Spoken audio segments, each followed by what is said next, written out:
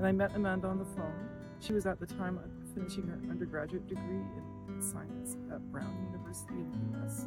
She was there on a hockey scholarship because, as we know, Amanda is an incredible athlete. Always the first person to help out. She was a collaborative person in every aspect of her being. And I think, it's how she grew up. She grew up as the daughter of a teacher and a nurse, and so they were involved in community through their entire lives, and she learned that from them.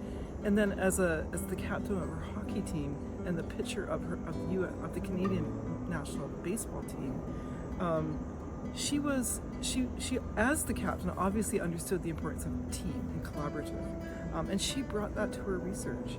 Amanda's work was groundbreaking in many ways. First of all, she was looking at the possibility of kin recognition in forests, and this idea came out of a body of studies that had really started in Canada and the US on looking at kin recognition in small herbaceous plants, clonal plants. And the research had been building over the previous decade or two, so starting in the 1990s. It was controversial, but it seemed like a really good hypothesis to test in forests, since forests are obviously, trees grow together in community, they're interacting throughout their lives, and we knew that genetically related individuals regenerated around their parents. In these North American forests, that's very obvious. And so it was kind of an obvious question in my mind to ask, but it was growing out of this body of work that was on low-growing herbaceous plants. And there was a particular time right after her master's or during her master's, I got breast cancer, and I had to step away from the lab for a while. And she and the other lab members, they came together and they ran the lab.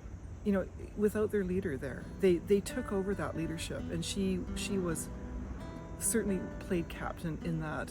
helped play captain in that role, but she also passed the baton. They all sort of traded off on who was going to hold the team together.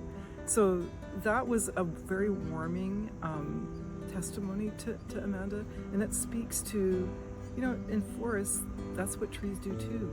One gets, starts to succumb to something, or they get help from their neighbors, or their neighbors kind of take over that role in the ecosystem.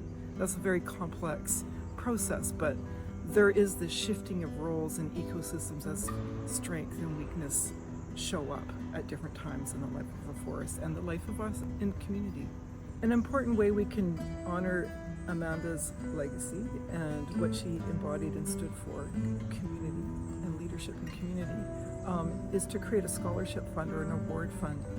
And so that is what UBC is doing. The UBC Faculty of Forestry has established the Dr. Amanda Asay Legacy Award. And that award is for students who are studying in forests and forestry and who are also athletes. And so holding those two important roles in society of being athletes and scholars at the same time.